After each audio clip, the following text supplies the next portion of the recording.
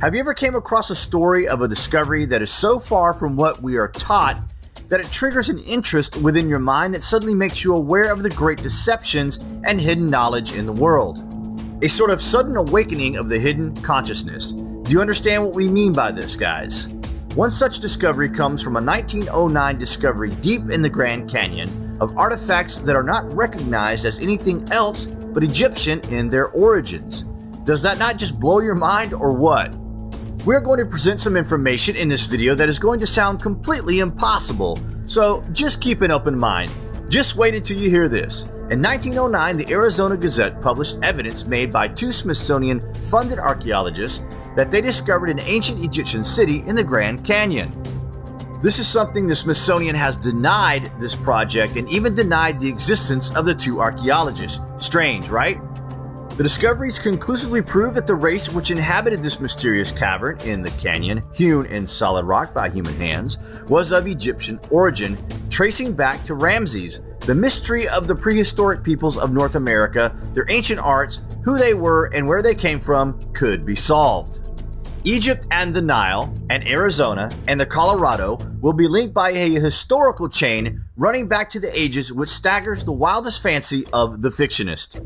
A large tomb with mummified humans, as well as a mix-up of Oriental and Egyptian artifacts, as well as tablets with hieroglyphs inscribed onto them, were said to have been discovered. Although this remote area of the Grand Canyon makes for perilous traveling, expeditions by private collectors and academics went forward. The site of the discovery was roughly 42 miles from El Tovar Crystal Canyon, and the Arizona Gazette article noted that the cavern's entrance was 1,500 feet down a sheer cliff. This is not the easiest terrain to cover, but it's topography that could be overcome today. Conspiracy theorist John Rhodes claims to know the exact location of the caverns. To make things even more bizarre, David Icke connects the Grand Canyon discovery with reptilian overlords in his 1999 book, The Biggest Secret. This is not only the oldest discovery in America, it is the most valuable in the world. Nearly a mile underground, about 1,480 feet below the surface, the long main passageway has been delved into to find another mammoth chamber from which radiates scores of passageways like the spokes of a wheel. It's hard to believe such a story could have come out of thin air. If this story is true, it would radically change the current view that there was no transoceanic contact in pre-Columbian times. Is the idea that ancient Egyptians came from the Arizona area in the ancient past so objectionable and preposterous that it must be covered up? Perhaps the Smithsonian Institute is more interested in maintaining the status quo than rocking the boat with astonishing new discoveries that overturn previously accepted academic teachings. We were amazed to note that much of the area on the north side of the canyon has Egyptian names. The area around 94 Mile Creek and Trinity Creek had names like Tower of Set, Tower of Ra, Osiris Temple, and Isis Temple. That can't be a coincidence, can it? Indeed, this entire area with the Egyptian and Hindu place names in the Grand Canyon is a forbidden zone. No one is allowed into this large area. We could only conclude that this was the area where the vaults were located. Yet today this area is curiously off limits to all hikers and even in large part park personnel. What do you guys think of the discovery of an ancient city in the Grand Canyon? If you have any further information on the subject, then please post in the comments section.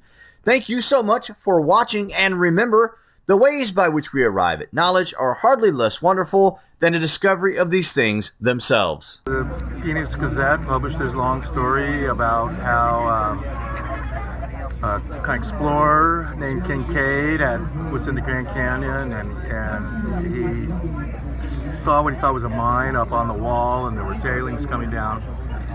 So he climbed up there thinking it was an ancient mine, and what he found was these catacombs that went deep back into the cliffs of the Grand Canyon.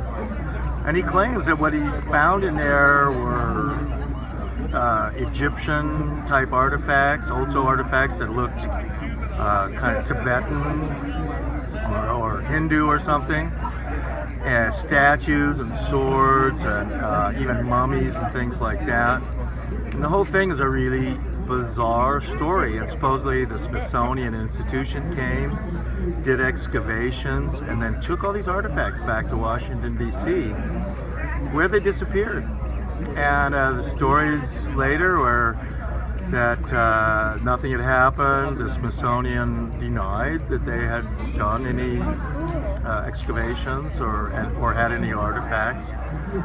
And so the whole thing just kind of went underground for 50, 60 years until I was able to dig it up in some old books and newspaper articles in Phoenix, and began investigating it. But the more I looked into it, the more that it seemed that it really had happened, and that there really was this unusual cave in the Grand Canyon, and that the local Navajo and Hopis knew about this cave. And in fact, there was another explorer whose name was Seth Tanner, who lived around there, and apparently he went into a secret cave system there too, which was probably the same, and the Indians would have killed him, but he was married to a Navajo woman and a Hopi one, I guess. He had two wives, and they decided to let him live, but they blinded him, and he was very famously a blind man who hung out in Cameron. There in Arizona, near the Little Colorado, and it was because he had seen this place, this secret place. I think that rangers don't know about it. I mean, it's not like if you're a ranger or something in the Grand Canyon, you're gonna know all about this. But it must be a few people back in Washington, D.C. who are aware that this happened. And even there's got to be some papers and in theory artifacts back at the Smithsonian.